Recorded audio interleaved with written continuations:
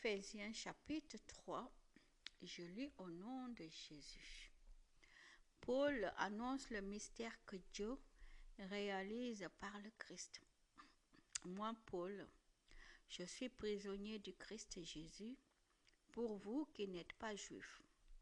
Vous avez sans doute entendu parler du service que Dieu, dans sa bonté, m'a chargé d'accomplir pour vous afin de réaliser son projet.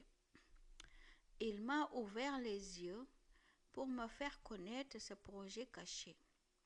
Je viens de vous en parler un peu. En lisant ma lettre, vous pouvez voir combien je connais le mystère que Dieu réalise par le Christ. Ce mystère, Dieu ne l'avait pas fait connaître aux ancêtres, mais aujourd'hui, il vient de le faire connaître par son esprit à ses apôtres saints et à ses prophètes. Voici ce mystère. En étant unis au Christ Jésus par la bonne nouvelle, ceux qui ne sont pas juifs reçoivent en partage les mêmes biens que les juifs. Ils font partie du même corps. Ils participent à la même promesse. Dieu, dans sa bonté, m'a donné d'être serviteur de cette bonne nouvelle grâce à l'action de sa puissance.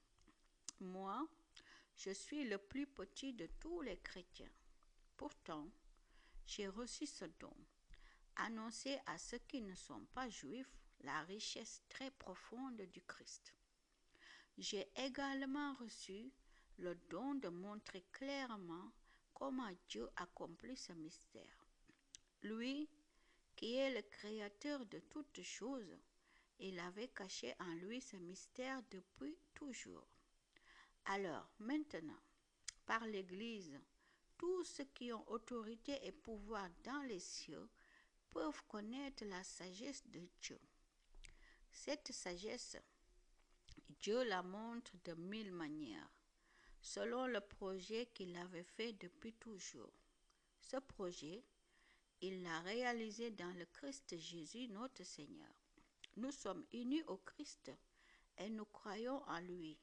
Nous avons donc la liberté de nous approcher de Dieu avec confiance. C'est pourquoi je vous le demande, ne vous laissez pas décourager par les souffrances que je porte pour vous. Elles vous donnent la vraie gloire. L'amour du Christ. C'est pourquoi je me mets à genoux devant Dieu le Père, de qui toute famille reçoit son nom dans les cieux et sur la terre. Oui, je lui demande de vous rendre fort par son esprit, tellement sa gloire est grande. Ainsi, vous pourrez être des chrétiens solides. Que le Christ habite dans vos cœurs par la foi. Plongez vos racines dans l'amour et soyez solidement construits sur cet amour. Alors, vous serez capable de comprendre avec tous les chrétiens la largeur, la longueur, la hauteur et la profondeur de l'amour du Christ. Vous connaîtrez cet amour qui dépasse tout ce qu'on peut connaître. Vous recevrez toute la vie de Dieu et il habitera totalement en vous. Dieu agit en nous avec puissance et quand nous lui demandons quelque chose, il peut faire beaucoup plus.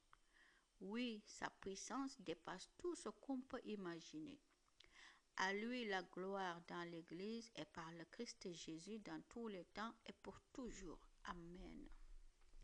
Gloire à